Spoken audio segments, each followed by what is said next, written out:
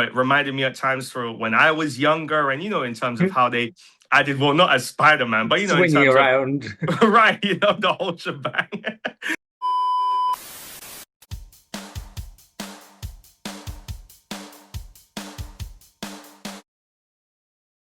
Hello, everyone. Welcome to No Drama, Just Movies. And we are back this week with another movie review. Hit that subscribe button to stay tuned for the content we produce each and every week in the world of TV and movies. My name is Cameron VMAX Kelly Smith, and I'm joined by my esteemed colleague here. Hi, I'm Phil Cool Whip Corwin. Oh, that's right. And if you haven't guessed it by now, but of course you would have based on the title of this video, we are here to review none other than Spider-Man Brand New Day. So of course it's been this is its second week in cinema, so Yes. a lot of time to digest, a lot of time to build up some thoughts, and a long-awaited movie, a very long-awaited movie, lots to talk about. So let's go right into it. What are your thoughts? Hit me. I really enjoyed it. Like I was very worried at the beginning when I heard all those actors and cast joining, and I thought it would be like a really overblown kind of thing when I wanted just him on his own being Spider-Man and doing like, friendly neighborhood stuff. And it really didn't disappoint. Like it did exactly what I wanted from it, I think. Mm. Yeah, I mean, I got so many thoughts, man. I mean, ultimately, I loved it, right? I did love it. I did really enjoy it. I have my gripes. I've got a few nitpicks, especially one area, which for me, Oh, even on the okay. second watch, on that rewatch, still does not really work for me. Or I'm kind of torn between, I'll just get into it right now. For me, it's the Yes. villain aspect, right? I think I'm torn at the moment between accepting what I've got and evaluating it based on what the movie is and what I think my preference would be, right? But I'll get to that in a second. I mean, ultimately, what I wanted from this Spider-Man movie, right, is I wanted to see Spider-Man being Spider-Man. I wanted to see more of a definitive Spider-Man. I love Homecoming, right? Love Homecoming. It's one of my favorite live action Spider-Man movies, right? I enjoyed this era or that era of those three movies, seeing this young high school Peter Parker be a high school student, be a high school Spider-Man. It reminded me at times for when I was younger, and in terms of how they added, well, not as Spider-Man, but in Swinging terms of around right, the whole shebang. But the in way you terms of did. having your a best friend and someone you really Mm. gel with, to then someone liking someone, and that whole process, and I really liked that whole presentation of Spidey. But I felt like come No Way Home, by the end of No Way Home, it felt like it was time. I think I really felt like it was time for us to get a more of a definitive Spider-Man, and I'm happy to say that we get that. Right, this is a Peter Parker who is living alone. He doesn't have anyone in his life, friends or family, really and truly, right? Or Peter He's Parker. just exactly right. So the great goblin himself, right? He is Oh, a lizard. navigating this world, right, as literally just a solo Spider-Man, literally from the jump of Mm. the movie. And I love how, the inclusion, I think Destin Daniel Cretton, having him on board, you see that influence, right? In terms of even just him swinging through the city, the classic shots, like at the beginning of the movie of him jumping off the high skyscraper, and, Yeah. just what you love about Spidey, even just from a visual perspective of seeing him maneuver and how he moves and swinging through the city, even little stuff like the suit, right? The suit being so practical, and Hmm. that you see that it really shines through, and I think it works really well. Even the fact that you can see his eyes, like there's so many little Yes, I things I love think that that. they it's so great, right? There's so many things I think that they include in this movie that helps him be more of a definitive Spider-Man that I wanted to see. Now, sure, can I nitpick the fact that he is able to still somehow have the technology or have the money to be able to fund the technology to make a inhibitor, for example, which is obviously a big thing moving forward, or the fact that he has this AI tool and whatnot. Sure, could I have maybe did without that? Would I have maybe Mm. preferred to, for example, see, does Peter have a job? How does he make money? Right, that's not really talked about or shown, right? No. But I'm nitpicking, right? It's smaller stuff. I still very much so appreciated seeing Spidey being Spidey and seeing this coming of age Peter Parker as an adult and navigating that. And those were my favorite parts about this movie. And Mm. it's something that I'm really excited to see them carry on over in the next movies, right? Because I think that we are here. We've arrived at a more definitive adult Peter Parker as Spider-Man. And I think it's done so well. But what was your takeaway on that? Like, what were the things that you enjoyed most about seeing that presentation of Spidey?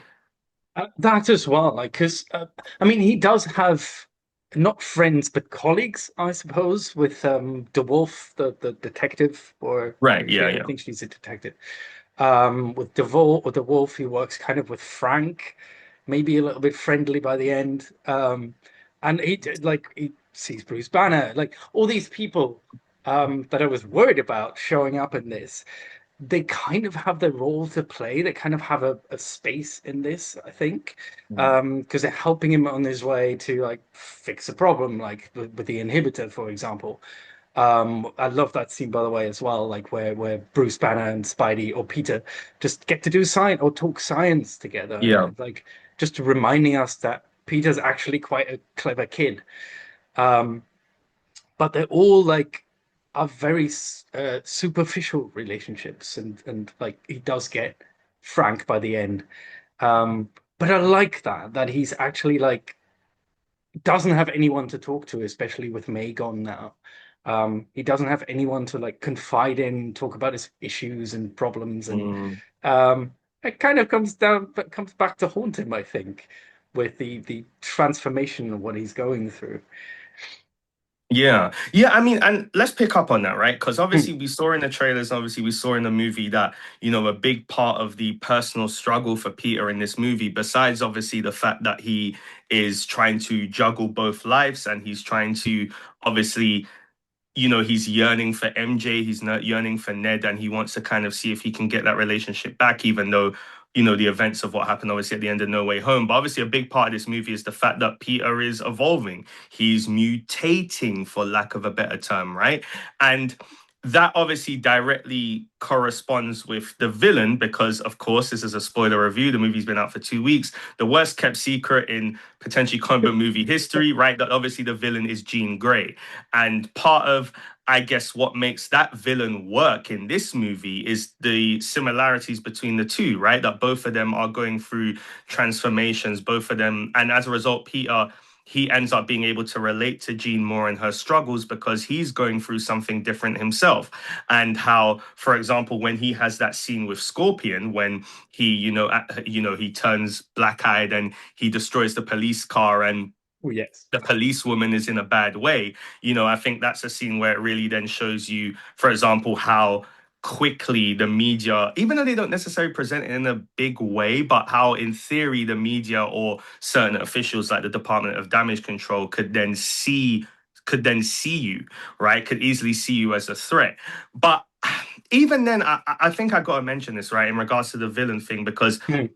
I think I have struggled in really matching up in my mind Peter's relationship with the villain in this movie. Even though, sure, you can make an argument that the villain, the real villain, is the Department of Damage Control, right? And that Yeah. gentleman, I can't Who remember his name. slips? Um, Metzger. right, Metzger? yeah, Metzger. right, yeah, that's the one, yeah. But I think for me, the villain doesn't work for me fully in this movie. And Which I one? think Metzger or Gene Gene? Hmm. specifically.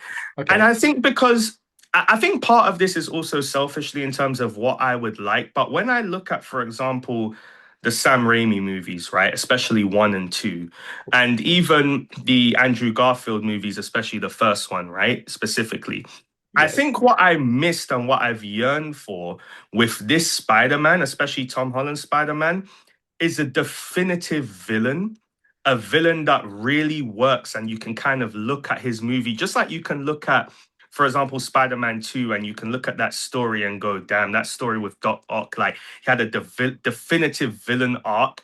I feel like that's missed with these Tom Holland movies. Of course, like for example in Homecoming, the swerve, that cab scene where Vulture, Michael Keaton's Vulture, realizes who Peter is, and I think that works really well. But I think I would have preferred for example, I think maybe if Scorpion was the main villain in this movie, and maybe if they found a way for Scorpion to play on Peter's vulnerabilities, and especially given that we have been waiting for Scorpion since what the post-credit scene of Homecoming, right?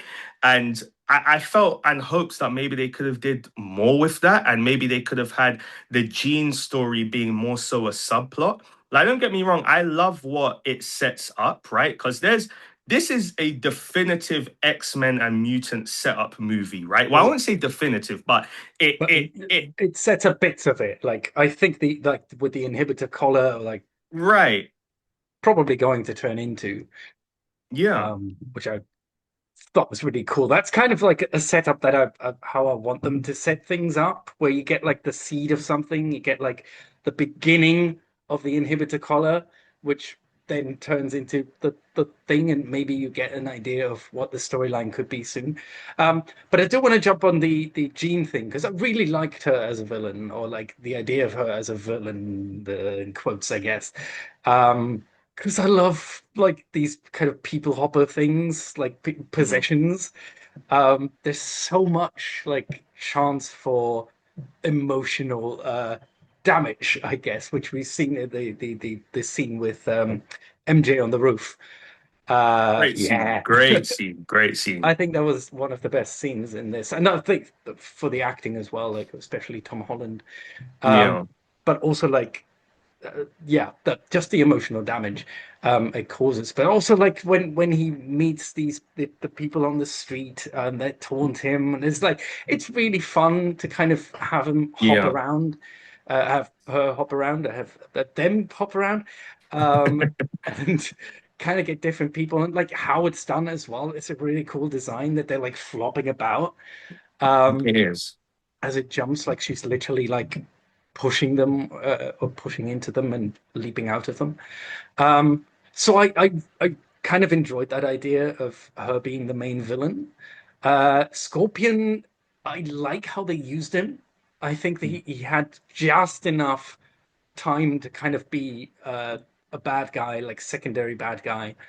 Um, the only thing with the villain that I wasn't quite sure of is like just the punishment after, because she Mm. kills at least two people, right? If unless she kills more, like She's she a kills Jean's a the murderer. Jean's a murderer. she's a murderer, right? The Jean's a the guy murderer. that she makes step outside out into the road in front of a truck or car, Yeah. and then the so in my head canon, the helicopter guy, she makes him leap out of the helicopter. That's how she gets down, right?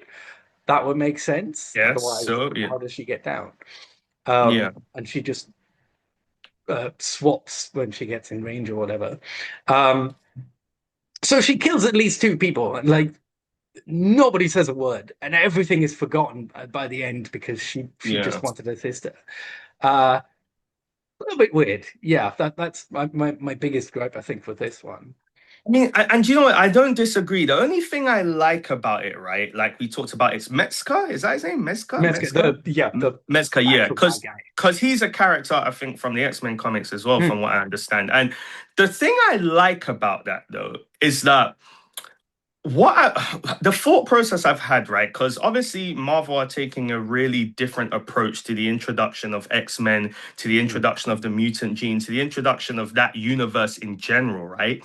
And but what I feel like is necessary, and I feel like you get that, I guess, starting from this movie, is that in order to make this conflict interesting as we move forward, you need to build up both sides, right? Which we get in this movie. We get the look of, okay, these people that are meant to be helping us, these people that are meant to be helping the people and doing what's best in the interest of people, actually are not doing that, right? They're experimenting on people. They're doing a lot of stuff behind the scenes. They clearly have it in for people who have, special abilities, and they're not exactly doing the most ethical thing. But I think at the same, which is then going to make us sympathize more with the mutant cause, right, as we go into the next saga.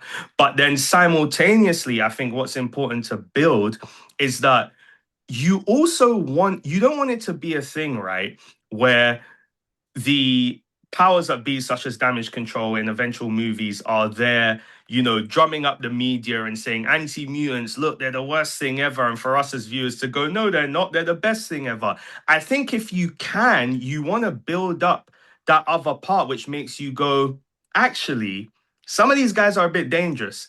Actually, some of these guys are murderers. Actually, they might need to be put in check. Like this idea, especially in the MCU, right? This idea of a mutant gene coming about, which I think is already a big concept, right? Because our universe is filled with people with special abilities. Mm, Whereas the Fox universe wasn't, right? Because it was just the X-Men and they were the only special ones, right? But I think as a result, this rise of the X gene, this rise of the mutant X gene, this rise of people with special abilities, this rise of people with not just special abilities, but very vast and different special abilities that are dangerous, you have to feel that, and we want to feel that. I want to move forward going that this feels dangerous, that this feels scary, and so that you then understand when they are drumming that up from a media perspective, you're like, you know what, this makes sense, right? So even in this movie, even though Metzger is doing a bad thing, you will then, it will make it much more interesting when he now, wherever he's disappeared off to, goes, listen, we have a powerful mutant here. This person had so much of New York under her control, right? She's even more powerful. mhm. She's killed people. This is a problem. Like, we need to crack down on this. And obviously, I love, yeah, that Peter, you know, he creates something great, but also something that's going to end up being something so detrimental in terms of the inhibitor and how that plays. And I love the setup there. I really do. I think it's just like, for example, in your friendly neighborhood Spider-Man, when we watched that, right, the animated Yeah, show, I love, that for happened. example, that happened, right? And I love, for example, the use of Scorpion there. He was Mm, very dangerous. He was very scary, and he beat the absolute crap out of Peter. And you sympathize with Peter as a result because he was going through so much, and Scorpion played on his vulnerabilities. And I would like to, in the future, see him have his real definitive villain, especially because in these movies, we've not really played with his rogues gallery that much. We've not mm, really played with even other characters. For example, like I love his relationship with Ned and MJ, even if in this movie, right? The slow yeah. rebuild when they're in the apartment and they're connecting, and you realize like these guys are just destined to be that trio, right? But I would like to see, for example, if you was to introduce a Gwen Stacy or a Felicia Hardy, right? Like just other people in the universe where you get to see him not just always with Ned and MJ, but at the same time, what I do like about that is if it eventually leads somewhere. And I'm someone who thinks, look, I think after this movie, I think that there's either one or two ways this is going to go by the time we reach the end of this Tom Holland era. Either MJ and Peter are going to go off into the sunset together, or she's going to die. And I I'm intrigued to see which route they take. And of course, with Ned as well, we'll obviously touch upon the last scene of this movie too. But, is he eventually going to go the Hobgoblin route? Is something going to happen with him? Mm, I would like to see that. I think that that could kind of give this Tom Holland Spider-Man something I think that could really work. Some kind of echoing, obviously, the story they did in Raimi's movies with Harry and Peter. But yeah, I think the villain it worked for me, but I think it just wasn't my preference. But what we got, I enjoyed, but it's not my favorite part of the movie. okay. Yeah, I get that. Okay. I do want to jump on the others. You mentioned Zendaya's MJ and Jacob Batalon as Ned. I really like the scenes where they're just together, and you mentioned this as well. They're just hanging out. I love scenes like that too. But you can also see like when they're like making their references and MJ is just sitting there sketching them. You can see why they became friends in the first place. Yeah. And I love that chemistry. But someone who had even sicker chemistry with Tom Holland than Jacob and Tom Holland's wife, Frank Castle. John Bernthal was actually really cool in this one. I He really was. enjoyed his performance. Just this cranky old uncle. Just funny as well, I think. Strangely funny for someone called the Punisher. But yeah, his scenes with Tom Holland were absolutely amazing. I laughed, I love the bickering, and just like that hospital scene at the end as well. It's really sweet. Yeah. So I thought they had a really cool like chemistry going there. Yeah, because I think what those scenes do as well is that it makes Tom Holland's Peter shine. It Mm. shows his sincerity, his how genuine he is, just how lovable he is. And you see that with the relationship between the two of them because Frank sees somebody that sure may annoy him and piss him off, but he likes him, you know? He Yeah. finds him like he's a nice guy and they get along really well. And I do echo that as well. One thing I would say in regards to the Hulk element of it all, right? Which was a scene that I was really looking forward to. It was probably one of my most excited, the scene I was most excited for. And I loved it. Was it a bit too short for my liking? Yes, I wanted to see You wanted more more? rageful. I've been waiting for Rageful Hulk for a Yeah. long time, and I really wanted to see more Rageful Hulk. And I loved it. It was great. It was fantastic. I'm intrigued to see where that leads, especially with them saying that Banner's now in a Mm. psychiatric ward. That's quite interesting. Um, However, the end of that scene when, Peter says, I'm your friend, I thought, oh gosh, like, and then Hulk suddenly turns back into or starts the process of turning back into himself. I was like, look, man, I can't keep doing this. I mean, like I can't keep seeing this. I need to see them go on a definitive more arc with Hulk, especially where the Russo brothers took him. However, I Mm. still did really enjoy that. But going back to what you're saying in terms of the relationships with Ned and MJ, for Mm. example, and how it works so much, I'm intrigued to see where they go with that because obviously, at the final shot of this movie is them doing their classic handshake, and Ned is like Peter, and so which insinuates that he remembers to a degree, and obviously MJ is on the roof No, and she's I think he holding. like he thinks because MJ called Spider-Man Peter, and then he went, "Oh, Spider-Man's name is Peter," and then when Peter introduces himself in the end, he goes, "Wait a minute, your name is Peter? Maybe you're Spider-Man." See, I don't I think think it's it's that. that. See, I'm the You think he opposite. actually remembers? I do because one clue I think to that is the handshake, right? Like he remembers That it. could just be Like muscle memory, I it thought. yes and no, it could be, but he's doing it with Peter. I think if he was doing it with someone else, then sure, you can kind of understand how that's muscle memory, right? But the Mm, whole point of the spell at the end of No Way Home is that you're going to forget that this guy even exists.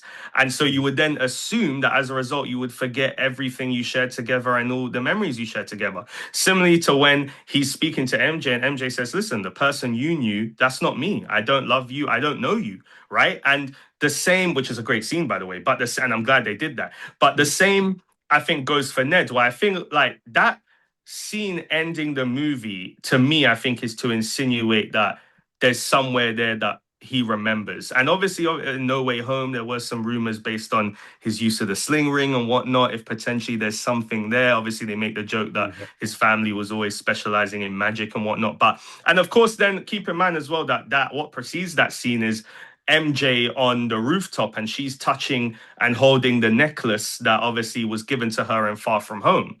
And so I didn't spot that part. oh well, yeah, she's Fake. holding the necklace that he gives her in Far From Home, which Mm, is also so as a result, I think the to me the insinuation there is that there is something there that they do okay. remember to a degree.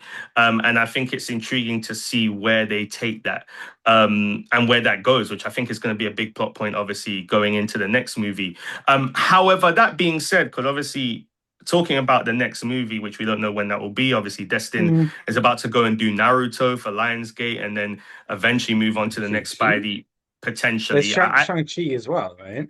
I He's don't done think he's going to those. direct Shang-Chi too. I He's, really I saw don't. on IMDb, I think he's listed as like untitled He's been Shang-Chi too. listed as that for a while, but I don't think he's going to do it. I think that at the end of the day, I don't think that Sony are going to wait for Naruto and a Shang-Chi 2 to be put into production before then waiting for him to do Spider-Man. I think like with the success of this movie as well, and the fact that Mm, Shang-Chi 2 hasn't happened yet anyway, and the fact that he chose Brand New Day over doing Shang-Chi yeah. 2, I think the likelihood is that Shang-Chi 2 will pass on to another director and I think that Destin will probably do the follow up to Spider Man. I feel like that's going to be his franchise moving forward. But obviously, the post credit scene of this movie, um, you know, you have the which I'm assuming is probably a nod to Peter eventually being on Battleworld come Secret Wars, most likely. Yeah. But I think the interesting thing that brings up for me regarding these Spider-Man movies is, whereas obviously with the previous Spider-Man movies, they were in a universe to themselves, right? So you knew after watching every movie that whatever you saw in that previous Spider-Man movie is directly gonna link to the next one. With the MCU Spidey, it's different because when you look at all of his Spider-Man movies, you have these big event movies or things that happen in between. And so usually the follow-up movie is not necessarily a complete direct sequel to the previous one. It's more so a direct sequel to what has happened in between, right? And obviously, Secret Wars is a big one because we're going to have Downey there. Obviously, if something happens there, whether they decide to pull the trigger with the symbiote, for example, like the original Mm. Secret Wars comic. And so I have no idea where they're going to go next. And I think we're going to have to wait until next December to actually get an idea. But I am intrigued to see where they take the franchise. Yeah, me too. Yeah, I Lots mean, of directions because now he has friends again. He's got Frank at least, I think, as well, fighting side by side. So I'm worried again that it might be too stuffed, but we'll have to see, I think. And yeah. like a proper villain, as you say. But yeah, I do want to shout out just the action scenes as well. Particularly the fight with the hand, like Hmm. at the end, when he gets into the damage control place, prison thing. Um, that was sick. That was amazing. Like just the choreography as well, like how they kind of move almost like a Mexican wave, like a little bit Mm, yeah, like synchronized but slightly delayed or whatever. That looks really cool, and just what he does with his webs as well. Like when he, for example, yeah, spins down and he just shoots webs like that. It looks really cool, and just yeah, yeah. it was a really cool fight. Um, and yeah, yeah, I think that was my favorite fight in this in the movie. Um, Me too. Yeah, So cool action, cool shots as well. Like when they jump like, towards each other. Um, and yeah, yeah, there's a couple of shots that I appreciated as well, which kind of like um mimic the comic covers, I think, or yeah, comic yeah. panels, which I recognized one of them, like the one where he swings and he has got someone in his arm. Our That's thumbnail. oh no, there we go. It, because that's the one I recognized. Yeah, But there were others as well, which I'm probably going to put somewhere here. Just so that always tells me like, oh, you actually done your research. You actually like paid a little bit more attention to like the comics and where this story comes from. And well done, yeah. well done, everyone.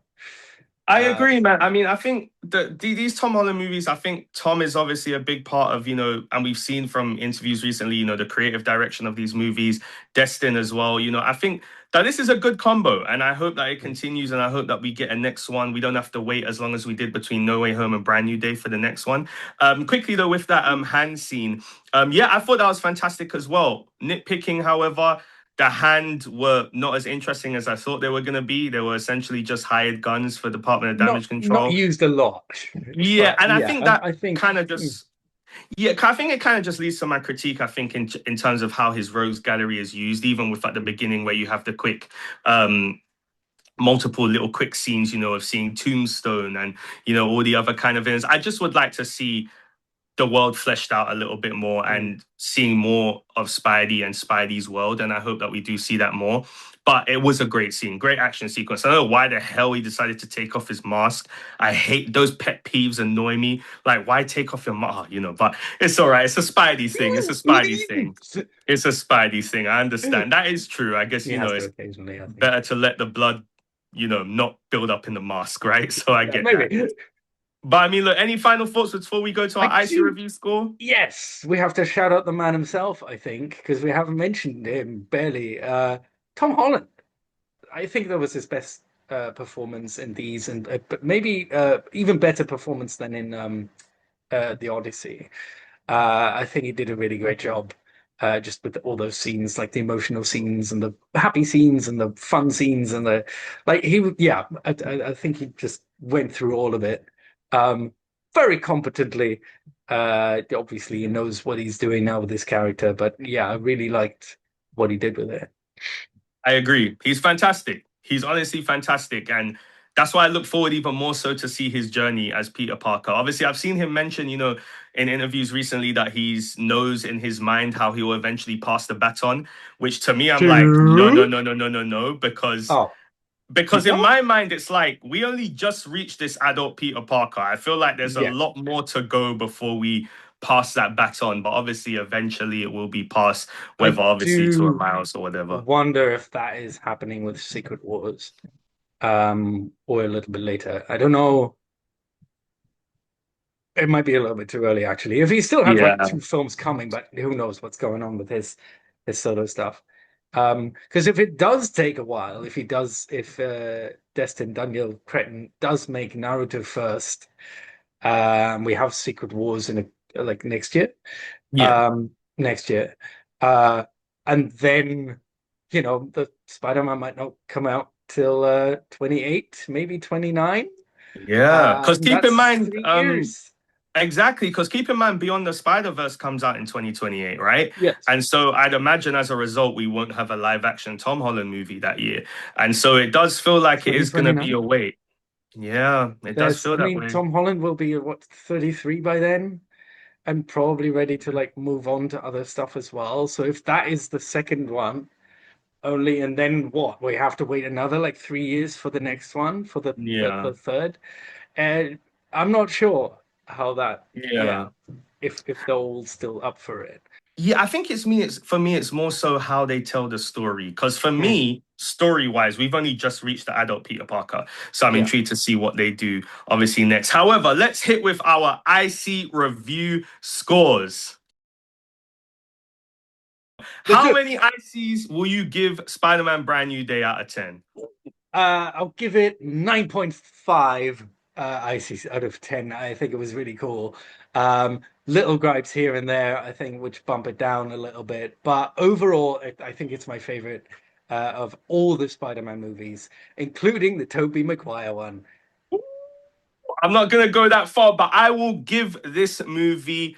Right now, I'm gonna go with 9 ICs out of 10. I think it is fantastic. It's just the villain part that was missing for me. But this is Tom Holland's definitive Spider-Man movie, I think. And that will do it for our review of Spider-Man Brand New Day. Once again, we are No Drama, Just Movies. Like, comment, share, drop down in that comment section below. Let us know your thoughts on Brand New Day and what you think the future of Spider-Man and Tom Holland Spider-Man specifically holds as we now move on to Doomsday and Secret Wars. Once again, my name is Cameron VMAX Kelly Smith, and I'm joined by my esteemed colleague here. And Phil, cool whip Corwin. Oh, that's right. Once again, for the final time, we are No Drama, Just Movies. Thank you very much for checking out our review today, guys, and we will see you very, very soon. Take care, guys. Bye. Hop. I don't know. I'm hopping into you now. That works.